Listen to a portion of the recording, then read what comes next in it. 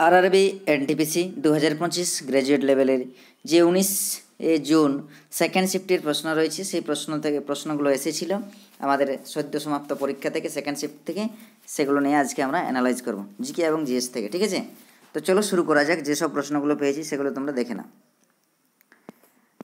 প্রথম প্রশ্ন কি রয়েছে, রক্তে হিমোগ্লোবিনে কি পাওয়া যায়? তাহলে রক্তে হিমোগ্লোবিন থাকে কিন্তু আমাদের আয়রন। রক্তে হিমোগ্লোবিনে থাকে কি? আয়রন।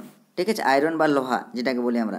ঠিক আছে, যেটা আয়রন থাকে আমরা, তাহলে আমরা কি পেলাম? যে সঠিক উত্তর হবে আয়রন। হিমোগ্লোবিন হলো রক্তকণিকায় পাওয়া একটি প্রোটিন যা সারা শরীরে অক্সিজেন বহন করে এবং কার্বন ডাইঅক্সাইডকে ফুসফুসে ফিরিয়ে নিয়ে যাওয়ার জন্য দায়ী থাকে। আয়রনের জন্য এই হিমোগ্লোবিনে আয়রন থাকে বলেই আমাদের কি হয়? রক্তের রং লাল হয়, এপি। ঠিক আছে, এপি থাকার জন্য কিন্তু আমাদের লাল হয়। আর লোহিত রক্তকণিকার কাজ কি? লোহিত রক্তকণিকার আমাদের কাজ হচ্ছে রক্ত পরিবহন করা সারা শরীরের মধ্যে। ঠিক আছে, নেক্সট দেখো কী রয়েছে, 500 এবং 1000 টাকার নোট কখন বাতিল করা হয়েছিল? এটি বাতিল করা হয়েছিল 8ই নভেম্বর 2016 তারিখে। কিন্তু নরেন্দ্র মোদী এক টেলিভিশন সম্প্রচারে ঘোষণা করেছিলেন যে 500 টাকা এবং 1000 টাকার নোট আর বৈধ হবে না। নেক্সট দেখো কি বলেছে, 2023 সালে ভারতের ব্যস্ততম বিমানবন্দরটি কোনটি? তাহলে ব্যস্ততম বিমানবন্দরটি হচ্ছে ইন্দিরা গান্ধী আন্তর্জাতিক বিমানবন্দর। ঠিক আছে, ইন্দিরা গান্ধী আন্তর্জাতিক বিমানবন্দর, এটাই হচ্ছে সবচেয়ে ভারতের ব্যস্ততম বিমানবন্দর। জাতীয় মহিলা কমিশনের চেয়ারপারসন কে? চেয়ারপারসন হচ্ছে বিজয়া কে রাহতকর হচ্ছে আমাদের মহিলা কমিশনের চেয়ারপারসন। কানপুর কোন ধরনের শহর? কানপুর হচ্ছে একটি মূলত প্রধান বাণিজ্য এবং শিল্প শহর বা বাণিজ্যিক এবং শিল্প শহর হিসেবে পরিচিত, বিশেষ করে কিসের জন্য? চামড়া এবং বস্ত্রশিল্পের জন্য। এটি গঙ্গা নদীর তীরে অবস্থিত, বাণিজ্য এবং পরিবহনের জন্য একটি গুরুত্বপূর্ণ কেন্দ্র। কখনো কখনো এটা চামড়া শিল্পের কারণে এটি ভারতের চামড়া শহরও বলা হয়ে থাকে। নেক্সট দেখো কি রয়েছে, যে ভারতের রাষ্ট্রপতি কোন ব্যক্তির সাথে পরামর্শ করে উচ্চ আদালতের বিচারপতি নিয়োগ করেন? ভারতের প্রধান বিচারপতি, হাইকোর্টের প্রধান বিচারপতি এবং রাজ্যের রাজ্যপাল। ঠিক আছে, এই নিয়ে আমাদের প্রধান বিচারপতি, তাহলে ভারতের প্রধান বিচারপতি, হাইকোর্টের প্রধান বিচারপতি এবং রাজ্যপাল। ঠিক আছে, এটি একটি উচ্চ আদালতের বিচারকদের রাষ্ট্রপতি নিয়োগ করেন। হাইকোর্ট বিচারকদের নিয়োগের জন্য সংশ্লিষ্ট উচ্চ আদালতে প্রধান বিচারপতিদের সাথেও পরামর্শ করা হয়। তার 10 বছর ধরে একটি উচ্চ আদালতে আইনজীবী থাকা উচিত। একটি উচ্চ আদালতের বিচারকরা 62 বছর বয়স পর্যন্ত বহাল থাকতে পারেন। আর সুপ্রিম কোর্টের বিচারকদের মতো একই পদ্ধতি এবং একই কারণে একজন উচ্চ আদালতের বিচারকদের অপসারণ করা যেতে পারে। পরের প্রশ্ন কী দেখো রয়েছে, যে কোন রাজ্যে টঙ্কা এবং কুম্ভ জলাধার বিখ্যাত? তো টঙ্কা আমরা দেখতে পাবো কি, টঙ্কা এবং কুম্ভ জলাধার বিখ্যাত কোথায়? রাজস্থানের মধ্যে আমরা দেখতে পাওয়া যায়। ঠিক আছে, টঙ্কা বা কুম্ভ জলাধার। ঠিক আছে, রাজস্থানের শুষ্ক এবং আধা শুষ্ক অঞ্চলে বিশেষ করে থর মরুভূমির বৃষ্টির জল সংগ্রহের এই ঐতিহ্যবাহী পদ্ধতি প্রচলিত।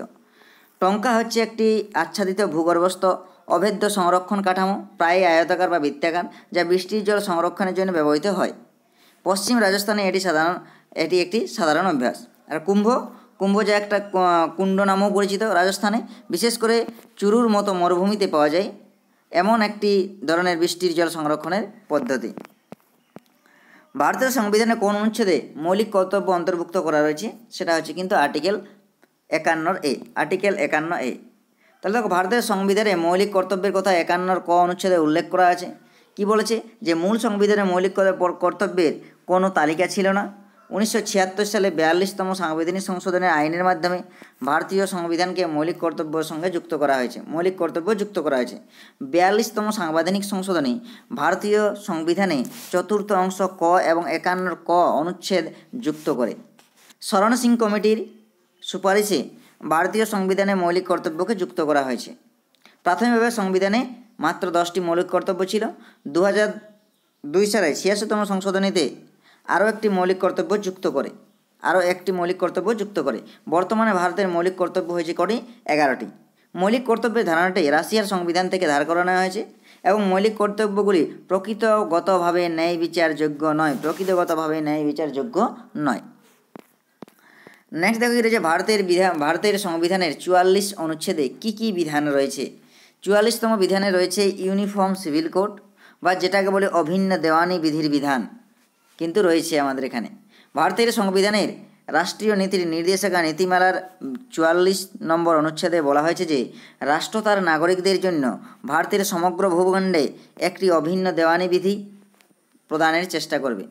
এই প্রচেষ্টার উদ্দেশ্য হওয়া উচিত দুর্বল গোষ্ঠীর বিরুদ্ধে বৈষম্য মোকাবিলা করা এবং বিভিন্ন সাংস্কৃতিক অঞ্চলের সমন্বয় সাধন করা।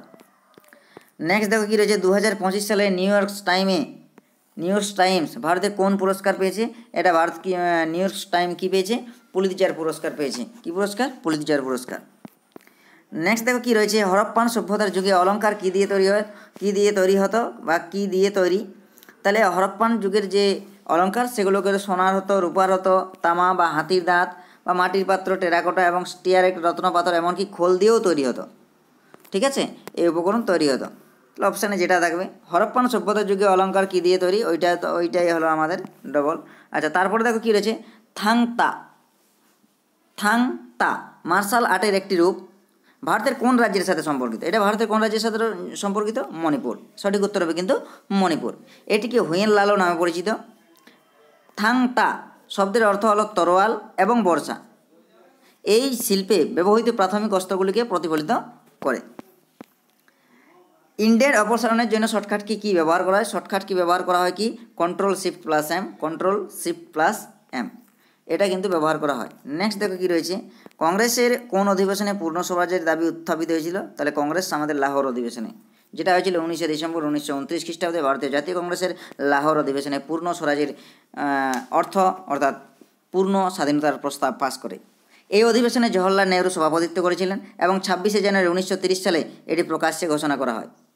নেহরু কংগ্রেস সদস্যদের সাথে রাবি নদীর তীরে যাত্রা করেন এবং পূর্ণ স্বরাজের অর্জন না হওয়া পর্যন্ত বিশ্রাম না নেওয়ার শপথ নেন এবং 21 ডিসেম্বর 1929 সালে তিরঙ্গা পতাকা বা ত্রিবর্ণ রঞ্জিত পতাকা উত্তোলন করেন। তাহলে এই ছিল আমাদের প্রশ্ন, সেকেন্ড শিফটে যে প্রশ্নগুলো ছিল এই প্রশ্নগুলো। তো থ্যাংক ইউ যারা ভিডিওটা দেখছো, তারা অবশ্যই, বা নতুন যারা আছো তারা চ্যানেলটিকে সাবস্ক্রাইব করে বেল আইকনকে প্রেস করে রাখো এবং টেলিগ্রামে যুক্ত হওয়ার জন্য ডেসক্রিপশন বক্সের লিঙ্ক দেওয়া আছে, সেখানে গিয়ে যুক্ত হতে পারো এবং PDF সংগ্রহ করতে পারো। ঠিক আছে, থ্যাংক ইউ।